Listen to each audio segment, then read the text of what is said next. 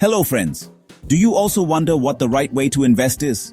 Are you curious to know if you should invest a little bit each month or invest a large amount all at once? Then you're in the right place. Today, we're going to talk about SIP and lump sum, and which one is the right choice for you. In this video, we'll cover the following topics. First, what are SIP and lump sum? Second, what are the features of SIP? Third, what are the features of lump sum? Fourth, how to choose the best option between lump sum and SIP for you. Fifth, and most importantly, key tips for making the right decision. This will help you decide whether lump sum or SIP is the right choice for your situation. So let's learn together which method is best for growing your money. Let's move on to SIP and lump sum. SIP, Systematic Investment Plan, is a way to invest where you put in a fixed amount of money regularly, like 1,000 rupees every month. Lump sum is a one-time large investment where you invest a big amount all at once, like 100,000 rupees. But which one should you choose? Let's see with two special examples. Let's meet our first example, Suresh. He's a young professional investing 5,000 rupees every month through a SIP. He's decided to invest regularly for 20 years. Want to know what will likely happen? If he gets a 12% yearly return, his investment could grow to around 4.6 million rupees after 20 years. Now let's meet Rani. She invested all her savings, 10 lakh rupees, as a lump sum into a mutual fund.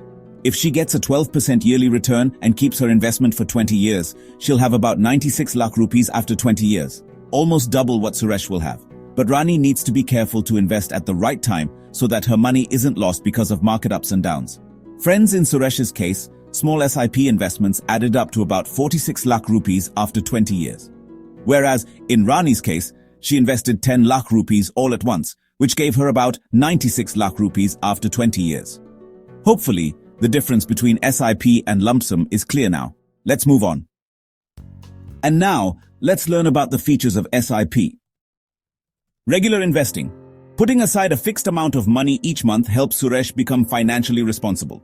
It makes it easier for him to manage his budget. Investing regularly protects you from market ups and downs. When the market goes down, you get more shares at a lower price. Regular investing, along with the interest growing over time, multiplies Suresh's money. Amazing, right? With SIP, you can choose the amount and duration as per your liking. Suresh can increase or decrease his SIP anytime. If you give in to greed and tamper with the SIP amount, it can affect your overall investment again. Now let's understand the features of lump sum. A one-time investment. Rani invested 1 million rupees all at once. This is a golden opportunity for immediate profit. Timing is everything. Investing at the right time is super important. The results depend on when you invested and whether the market was up or down at that time. Putting a large amount of money all at once into a lump sum investment is very risky. If the market crashes, the queen could lose a lot and become very worried. If the market goes up, Rani could make a lot of money. Friends, if we say that only lump sum is better or only SIP, that would be wrong. It depends on each person's situation and other factors. Let's understand this with an example. Now, let's talk about Avinash and Nisha. Because of their different financial situations, what could be better ways for them to invest? Lump sum or SIP? Avinash is a software engineer who has a stable job. He has 7,000 rupees every month to invest in a SIP. If Avinash chooses the SIP option, then he can get good returns in 20 years through regular investments. Nisha is an entrepreneur and recently made 1.5 million rupees from her business. She wants to invest her money in a safe option. If Nisha chooses the lump sum option and invests 1.5 million rupees at once, then she can also grow her money quickly, provided she invests at the right time. Thus, for Avinash, creating regular income and financial discipline through SIP is more important because it suits his profile, as he is a working professional. While for Nisha, investing in lump sum to immediately benefit from a large amount may be better, because she is an entrepreneur, and this type of investment is comparatively more suitable for a business person than a working professional. So friends, we've reached the conclusion. Both SIP and lump sum have their own advantages and disadvantages, and the right choice for you depends on your personal financial situation, goals, and risk tolerance. First, if you have a regular income and are planning for long-term investments, then SIP might be right for you. It offers a better way to handle market ups and downs.